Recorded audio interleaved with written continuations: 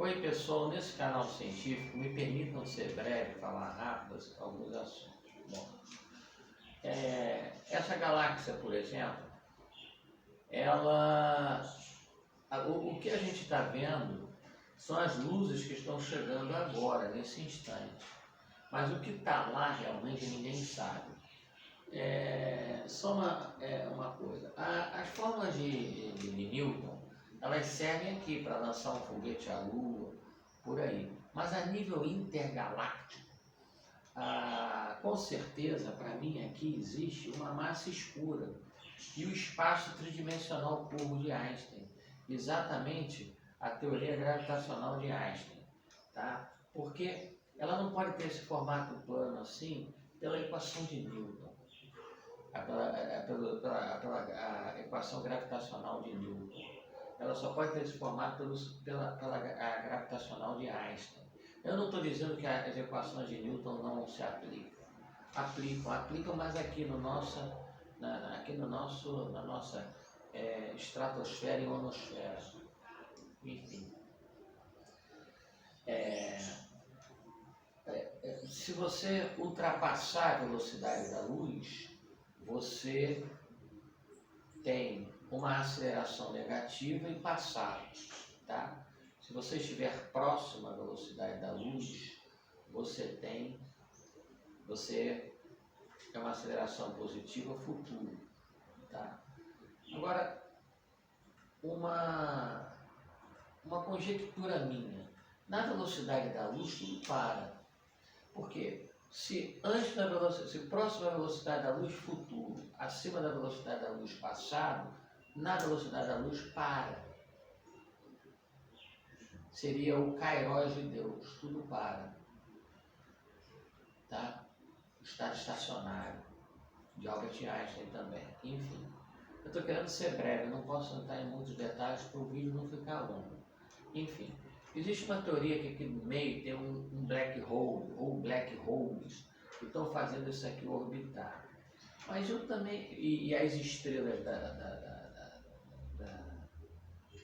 em volta são azuis porque são mais novos.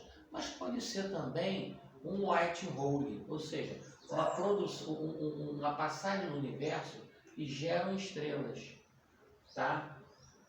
E essas mais namoradas que estão mais azuladas, elas estão mais quentes exatamente pelo atrito com a massa escura. Daí vem essa massa escura que eu concordo. Tá certo? Bem, se vocês já repararam na Pia, no hemisfério sul tem um sentido de rotação. No hemisfério norte tem outro sentido de rotação. Então, as galáxias têm aqueles braços espirais, para mim, que pesquiso física há muitos anos, em função de que o nosso universo vamos fazer um paralelo com a Terra. É como se ele tivesse um hemisfério sul e um hemisfério norte. No hemisfério norte, a galáxia vai girar para um sentido, no hemisfério sul, para outro sentido, a níveis universais. Tá certo? Bem, já foi conseguido em laboratório acelerar acima da velocidade da luz. Sob o meu ponto de vista, quando você acelera, por exemplo, você está vendo a minha mão aqui, ela está emitindo luz indireta, tudo bem, está emitindo luz. Se eu me afasto da minha mão perto da velocidade da luz, ela está vindo aqui. Se eu me afasto perto da velocidade da luz, eu alcanço luzes que ela já emitiu, então ela vai parando. Se eu me afasto assim, vou repetir, minha mão está vindo aqui, eu estou vendo minha mão vindo. Se eu me afasto próximo à velocidade da luz, ela vai parando, porque eu vou alcançando luzes que ela já emitiu. Se eu me afasto acima da velocidade da luz, eu pego luzes que ela já emitiu no passado. Então, próxima da velocidade da luz, ela vai parando. Então, ela vem assim, eu estou me afastando próximo da velocidade da luz, eu estou alcançando aquilo que ela já emitiu, então ela vai parando. Tendendo a parar. Acima da velocidade da luz, eu estou alcançando luzes que ela emitiu no passado, então ela volta com aceleração negativa. Enfim, mas já conseguiram em laboratórios acelerar acima da velocidade da luz. Não existe limite para a ciência.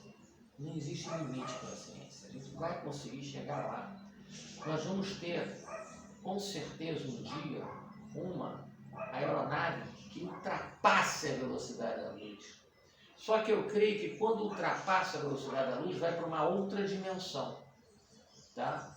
Nós não conseguimos mais alcançar. Nós estamos ali, mas desaparecemos quando ultrapassa a velocidade da luz. Nós temos 4 forças básicas. Né? Os prótons, eles teriam que se repelir, é a força forte. O elétron, ele teria que se afastar, é a força fraca. Nós temos a força gravitacional e a força magnética. Tá? Para mim, uma das grandes descobertas foi a lei de Faraday, força eletromagnética, a constante de indutância derivada do fluxo sobre a derivada do tempo. Veja bem, as equações de Newton servem para aqui, mas para intergalácticos é a mais aceita, a mais correta, do meu ponto de vista, que estudei relatividade na Universidade Católica de Petrópolis com o professor Raul Sinch, Física 2, a mais correta é exatamente a de Albert Einstein. E aqui ela tem esse formato plano, tá, por causa da massa escura. São camadas, na verdade. São camadas. Tá? Enfim, existem 4 forças. Existe alguma força aqui, tá, chamada de alguma força magnética. Eu estava falando da força eletromagnética, constante de indutância derivada do fluxo pela derivada do tempo. Tá? Tem alguns... só um instantinho. Entrou uma janela aqui. Tem alguns cientistas dizendo que o tempo não existe. Eu sabia disso há muito tempo, o tempo não existe. O tempo está em função da velocidade. Ora, quantidade de movimento é massa vezes velocidade. Velocidade, espaço sobre tempo. O tempo está em função da velocidade. O tempo não é linear.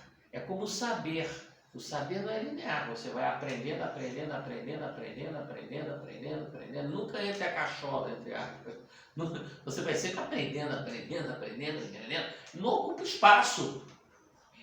Tá? O tempo não existe nessa forma. Ele é relativo ao espaço. Tá? Enfim. Eu tenho a minha equação do Big Bang, que é o somatório de 1 a infinito. Não vou entrar em detalhes de cálculo que eu tenho no meu vídeo anterior. Somatório de 1 a infinito, do Laplaciano do campo elétrico, mais o Laplaciano do campo magnético, em todas as direções, no momento do Big Bang.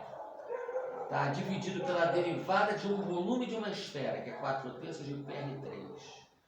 Que dá 4πr2, que é a superfície da esfera. Isso, na unidade de tempo, vai me dar potência, que eu posso igualar a equação de Stephen Boltzmann. Com todo respeito a Stephen Hawking não chegou nem perto de Einstein, nem perto. Stephen Hawking seguiu mais ou menos também. Mas ele também utilizou a constante de Boltzmann. E eu também utilizo a constante de Boltzmann na minha equação do Big Bang no vídeo passado. Dessas 4 forças, para não perder a linha de raciocínio, nessas 4 forças, existe alguma força gravitacional ou alguma massa que dá esse formato plano à galáxia. Agora, parem para pensar comigo numa coisa aqui. O cálculo, ele mostra para você de uma certa forma. Se você não errar naquela linha de cálculo, você chega lá. Tá? Mas a nossa visão, não.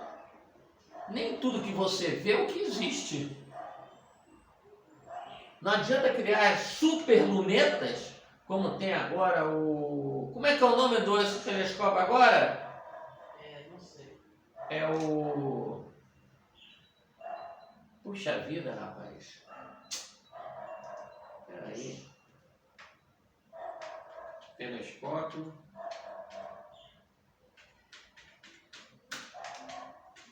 Atual. James Webb pode ter um super telescópio, não quer dizer que você vai ver nada, não.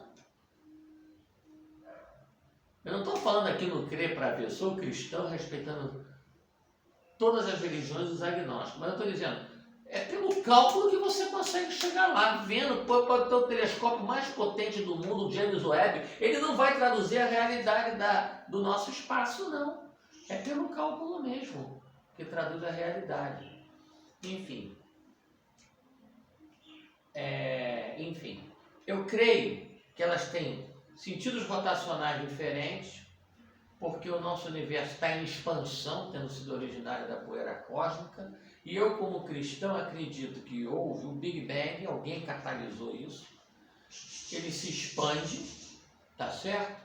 E vai para algum lugar que é o terceiro céu do apóstolo Paulo que está na Bíblia. Isso é o que eu acredito. Eu não estou aqui misturando ciência com religião, estou falando agora sobre o meu ponto de vista pessoal, o que está escrito aqui na Bíblia, ó. No princípio criou Deus os céus e a terra. A terra era sem forma e vazia. Era exatamente aqui, para mim, foi a extinção dos dinossauros. Houve alguma coisa que deixou a terra sem forma e vazia. E havia trevas sobre a face do abismo. E o Espírito de Deus se movia sobre a face das águas. Quando a sonda Galileu vai procurar vida em outros planetas, ela vai procurar onde tem o quê? Água. A Bíblia já fala isso em Gênesis. Gênesis foi escrita há mais ou menos 3.000 anos, mas retrata 40 milhões de anos do homem na Terra. E aqui, e disse Deus, haja luz, e houve luz, pela palavra. E aqui a gente vê a luz, tá certo? Outra coisa que eu não concordo muito é a questão da extinção do homem de Neandertal. Para mim, não. Para mim, ainda existe homem de Neandertal, ainda existe Homo sapiens. Essas questões, por exemplo, eu tenho um vídeo meu anterior nesse meu vídeo, que fala sobre minha equação do Big Bang. O anterior fala sobre um treinozinho que eu fiz com o cachorro para se alimentar. Tá certo? Esse animal, ele tem na pata dele um dedo retraído. Por quê? O animal não precisa falar, o cachorro veio dos lobos, então ele precisa se adaptar à selva. Então você nota que existe um development do ser humano, do animal. Eles são inteligentes também, mas eles não precisam das mesmas ferramentas que a gente precisa para eles sobreviverem na mata. Se botar um ser humano na mata, ele não sobrevive. A não ser o pessoal super treinado. Mas eu estou dizendo assim, o camarada caiu, foi colocado na mata, ele não sobrevive. Mas se botar um cão que é descendente do lobo, ele consegue sobreviver. Então ele não fala entre aspas, ele não precisa falar, ele só precisa de ter uma estrutura como do lobo, tá certo? Enfim, para mim, aqui dentro pode ser também um white hole, um buraco branco, tá? E o que a gente vê aqui, o James Webb vê, não é mais o que existe. Não é mais o que existe. As galáxias estão se expandindo e ultrapassando a velocidade da luz e indo para o passado, numa outra dimensão. E isso a gente só consegue enxergar pelo cálculo, não por os telescópios mais potentes. Muito obrigado em nome de Jesus Cristo, no qual eu creio, respeitando todas as religiões e os agnósticos. Um abraço.